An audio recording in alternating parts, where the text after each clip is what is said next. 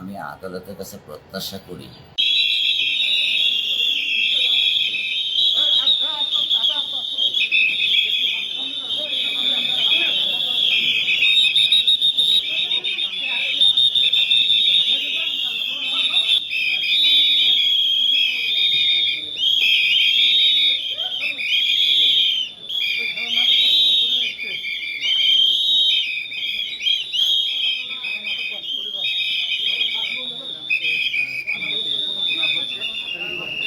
আদালতের কাছে প্রত্যাশা করি আমি আমার মাসুম বাচ্চা যে নৃশংস হত্যাকাণ্ড, যে বর্বরচিত ধর্ষণ, এটা একটা ন্যায় এবং সুষ্ঠু বিচার এবং সেই বিচারের দ্রুত কার্যকারিতা।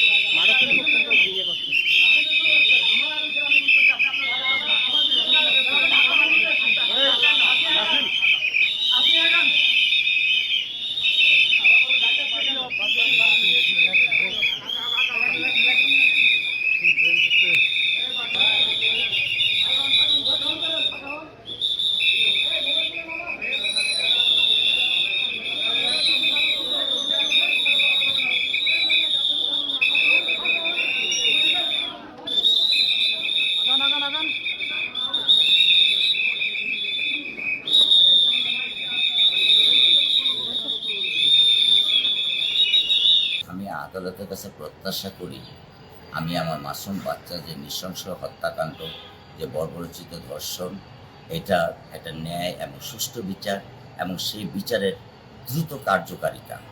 এবং এর পাশাপাশি বাংলাদেশের আর কোনো বাবা মার বুক যেন এরকম নির্মমভাবে খালি না হয়, কোনো বাবা মার বুক যেন এইভাবে ভেঙে না যায়, কোনো বাবা মা যেন আমার মতো এই বাক্যটে এসে দাঁড়াতে না হয়।